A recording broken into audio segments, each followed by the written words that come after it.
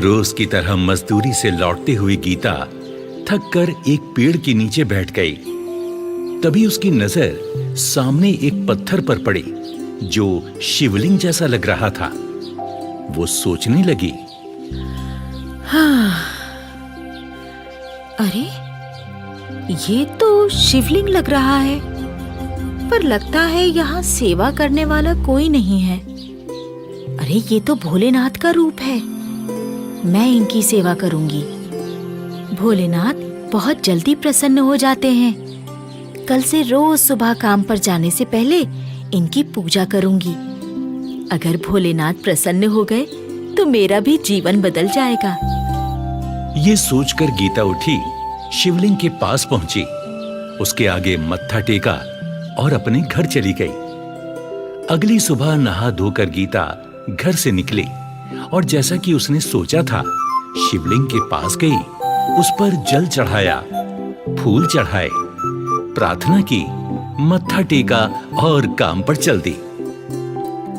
गांव शकरपुर की रहने वाली गीता एक अनाथ लड़की थी। गरीब थी, इसलिए मेहनत मजदूरी के सिवा कोई रास्ता नहीं था। इस बार उसे एक खेत में फसल कटाई का काम मिला था, जिसे वो दूसरी मजदूरनों के साथ कर रही थी। काम करते करते उसकी बात अपनी सहेली मीना से हुई। गीता, कुछ सोचा है तूने? ये काम तो कल खत्म हो जाएगा, उसके बाद क्या होगा? भोलेनाथ सब अच्छा ही करेंगे मीना, कोई ना कोई रास्ता निकल ही आएगा।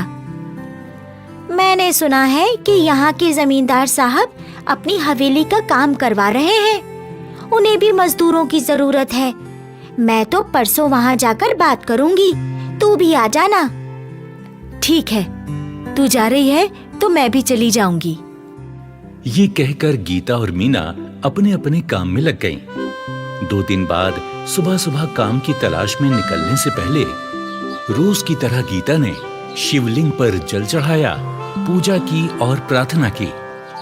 भोलेनाथ, आज मैं एक नए काम के लिए जमींदार के यहाँ जा रही हूँ। मेरी मदद करना, अपना आशीर्वाद देना कि मेरा काम हो जाए। भोलेनाथ का आशीर्वाद लेकर गीता जमींदार के यहाँ पहुंच गई। जमींदार ने गीता को काम समझाया। देखो भाई, हमारा बड़ा घर बन रहा है, यहाँ कुछ मजदूरों की जरूरत है, घर बनाने के काम में भी और कटी हुई फसल को संभालने के काम के लिए भी। तुम्हें 2 वक्त के खाने के साथ रोज के 100 रुपए मिलेंगे, पर हाँ, काम ईमानदारी से करना होगा। जी सरकार, मैं पूरी ईमानदारी और पूरी मेहनत से काम करूंगी। जमींदार ने गीता को काम पर रख लिया। गीता अपनी सहेली मीना और दूसरे मजदूरों के साथ मिलकर काम करने लगी।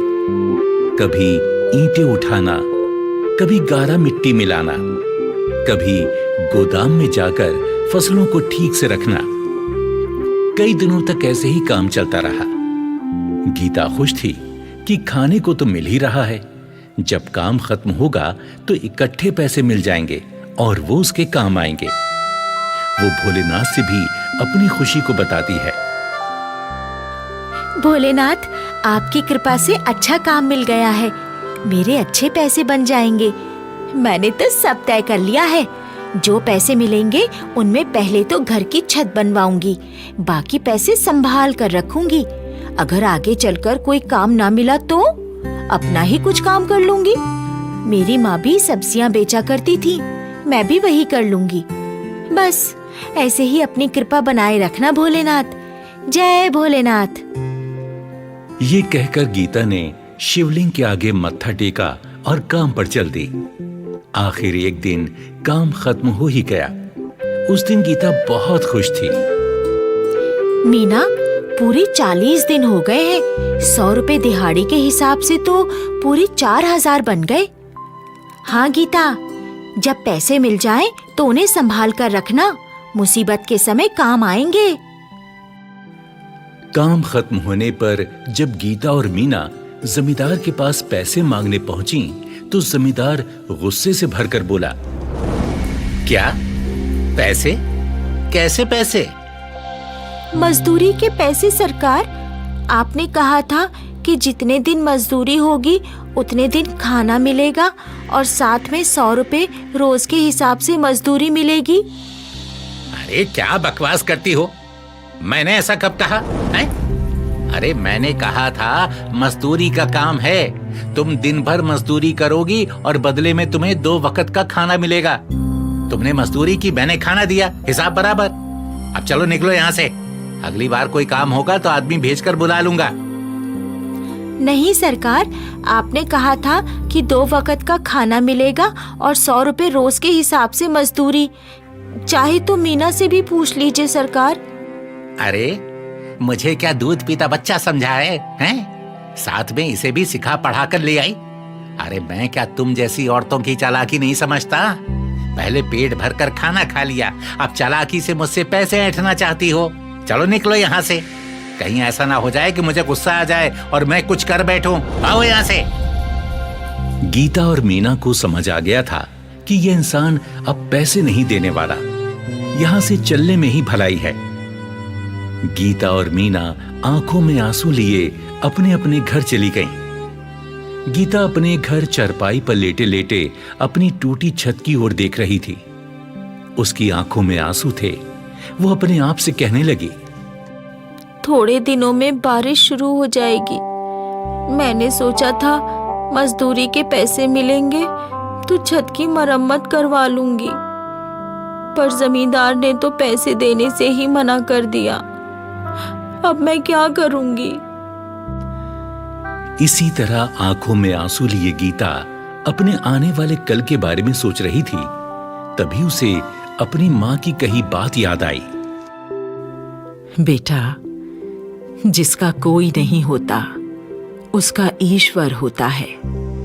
जब समस्या का कोई हल ना निकले तो ईश्वर से प्रार्थना करो, वो हर समस्या सुलझाता है। माँ ठीक कहती थी, मुझे भोलेनाथ से अपनी समस्या बतानी चाहिए, वो ही कोई रास्ता निकालेंगे। अगली सुबह गीता रोज की तरह शिवलिंग के पास पहुंची। जल चढ़ाया, बेल पत्ते और फूल चढ़ाए और आंखों में आंसू लिए प्रार्थना करने लगी।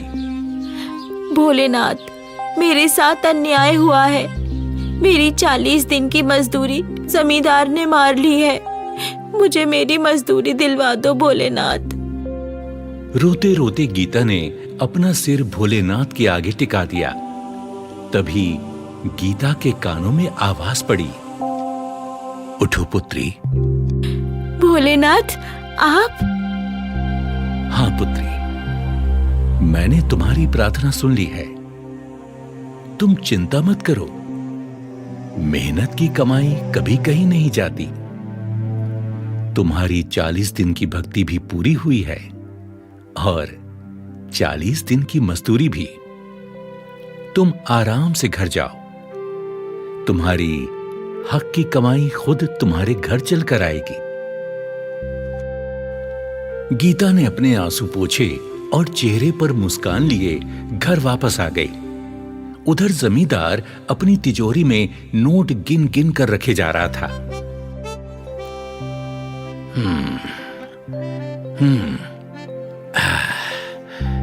ये एक और गड्डी हो गई। अच्छा हुआ कि सारी फसल अच्छे दामों पर बाजार में बिक गई। गोदाम में पड़ी रहती तो देखभाल पर भी खर्चा होता और कुछ खराब भी हो जाती। किस्मत साथ दे तो ऐसे ही धन बरसता है।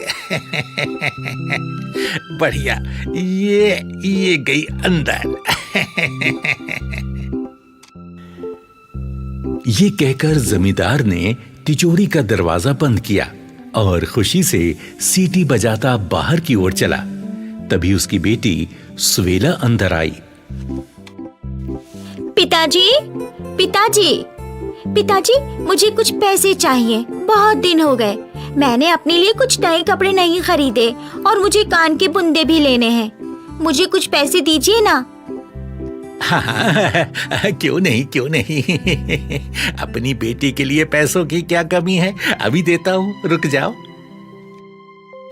जमींदार ने अपनी कमर में खूंसी हुई चाबी निकाली और तिजोरी खोली और एक गड्डी उठाई। ये क्या? ये तो कोरे कागज के टुकड़ों की गड्डी लगती है। ये क्या हो गया? ये कैसे हो सकता है? जल्दी से उसने वो गड्डी फेंकी और दूसरी गड्डियां देखने लगा, पर सारी गड्डियां वैसी ही थी। एक एक कर उसने सारी गड्डियां फेंक दी। कमरे में चारों ओर सफेद कागज के टुकड़े फैल गए।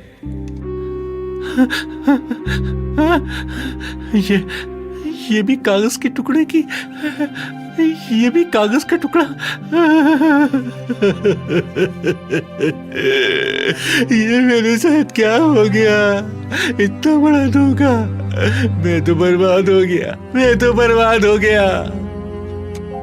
ये क्या पिताजी, आपकी तिजोरी में नोटों की जगह ये सफेद कागज के टुकड़े?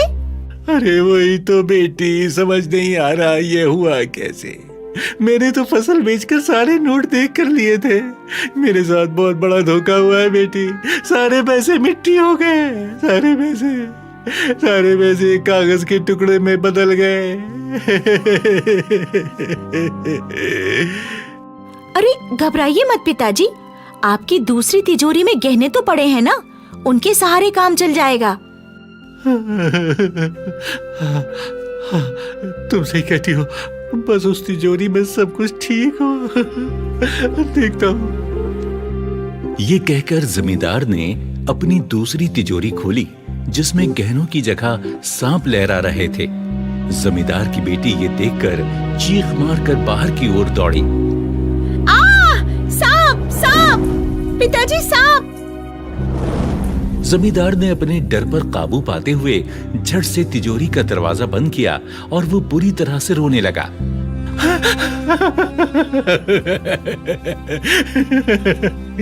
सांप! मेरा सारा सोना, सारे जेवर कहाँ गए? ये सांप कैसे बच गए? ये क्या हो गया? मैं तो कहीं का ना रहा। ये क्या हो गया?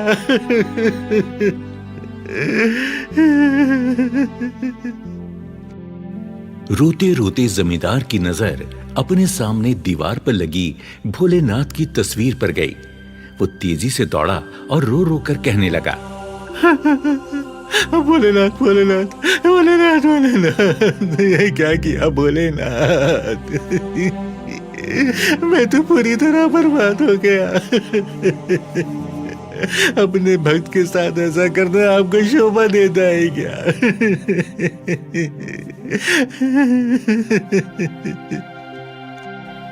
तभी वहां तेज प्रकाश हुआ। जमींदार ने देखा कि साक्षात भोलेनाथ सामने खड़े हैं।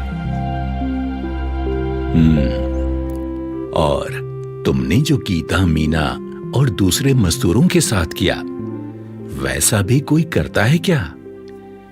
दूसरों का हक मारकर कभी कोई नहीं पनपता। उसके सारे पैसे किसी न किसी बहाने पानी में बह जाते हैं, उसके काम नहीं आते। मुझसे बड़ी भूल हो गई भोलेनाथ। मुझसे बड़ी भूल हो गई। आप मुझे आदेश दें, आप जैसा कहेंगे मैं वैसे ही करूंगा भोलेनाथ।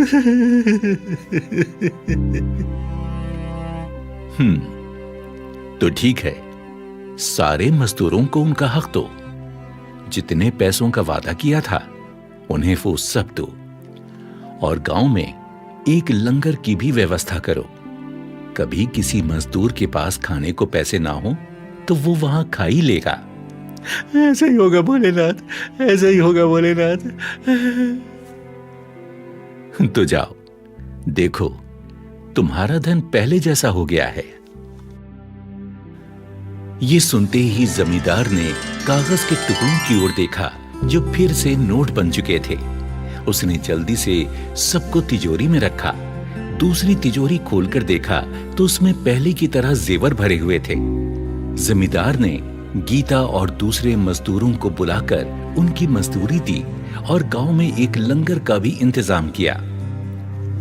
गीता ने अपनी छत मरम्मत करवा ली थी और अपनी सब्जी की रेहड़ी लेकर बेचने जाने से पहले वो शिवलिंग की पूजा अवश्य करती, जल चढ़ाती और एक सब्जी भी अर्पित करती।